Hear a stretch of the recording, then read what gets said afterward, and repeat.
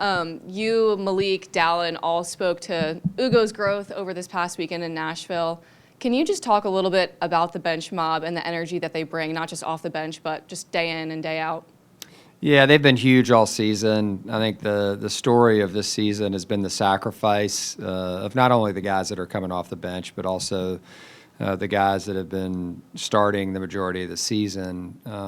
They all sacrifice in their own way, and Ugo's a prime example of that.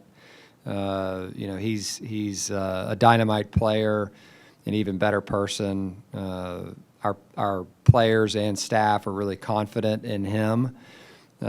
He impacts the game in a huge way. You go back to the Florida State game, he blocks the shot in the corner, the three-point shot. Last game, he blocks, the shot in the lane, to secure the victory. And just really excited for him and that we've all been a part of able to witness his growth. Dallin also spoke about your team being a brotherhood. How do you think that contributes to the team's success on the court? Yeah, I mean, it contributes in a big way. They're extremely connected. I think I said this the other night. Like, these guys will be friends long after Virginia. They've just created that strong of a bond since they've been here together. I know that when they're not together, when certain guys have to leave and they're separated, they'll certainly be sad about that.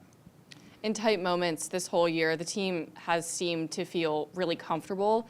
What do you sort of attribute that to?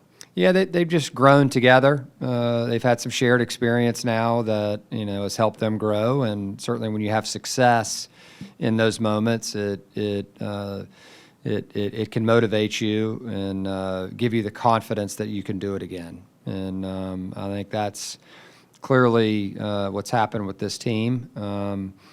They never feel like they're out of it. They feel like there's an opportunity to step up, and I think the defense has been a big part of that. Obviously, they've really wrapped their arms around that side of the ball, and it's become our identity.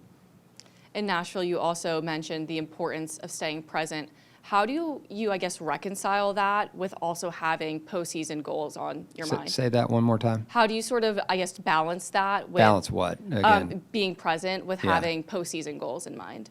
Yeah, I mean, I think postseason is going to be the postseason, and so we don't really talk a ton about that. The only thing we mentioned the other day was I went through the overall schedule and counted out, okay, you've won 5 games in a row here, then you lost a game, and then you won 6 games here, and then you lost a game, and then we were right in that moment where we won 5 heading into the Ohio State game.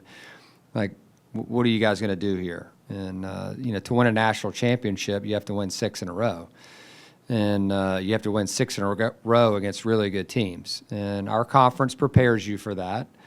And by no means are we only thinking about that, but I wanted to make a point to them as like, consistency is where it's at. And we want to be the most consistent team that we can possibly be. Clearly, we need to do things better, and the guys own up to that and understand that we need to play better if we want to reach our ultimate goals. But right now, this team has been really good at focusing on what's right in front of them and being really present in the moment during games. Mm-hmm. Grabbing your 22nd win over this past weekend, making you the first head coach to have that many wins, does that have any significance to you? I mean, not really to me personally. It's just a number. Certainly proud of that, proud of the guys. That's the most important thing. There have been a lot of great coaches here. That have walked the sidelines, and certainly, it's our time right now, and I just want to do my best. No different than I said in the press conference. I want to do my best to honor, those that came before me, and certainly Coach Bennett right before me, and his staff, include Ron, obviously, in that as well.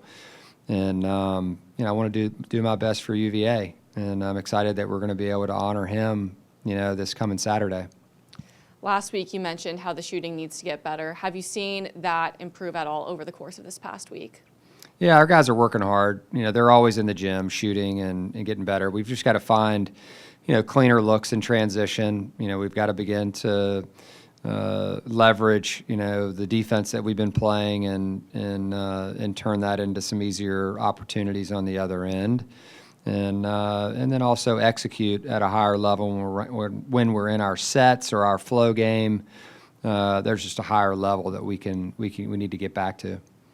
Having 3 road games in a row, does that change preparation at all, especially when it comes to recovery? The travel can get to you, and so certainly as a coach, you always worry about that, getting on planes, off planes, late nights, when you get back, having class the next morning, and we're playing a 9 o'clock game, at Georgia Tech, and so the time difference, in Nashville. Those are all circumstances, and we control how we respond, to those circumstances. And our guys have shown an ability to just take it as it comes and not get over, concerned with things like that, and just focus on what's right ahead. And as coaches, we try to do our best to, limit their time on their feet and really, focus on just our overall preparation. Yeah, and what have you been seeing from Georgia Tech on film? Yeah, they're a good basketball team, and there's not a layup, in our conference. We respect Georgia Tech. We respect, their players and their coaches, and we know it's going to be a dogfight. Every game for us has been hard. It's not like we've, been in a situation where we're blowing teams out. We've got to. We have to manage this game and go in there with a sense of urgency and a competitive fire, and we know they're going to be ready. They shoot the ball well, they attack the basket, and we've got to make sure that we're the aggressor. Perfect. Thank you, Coach. Mm-hmm. Thanks.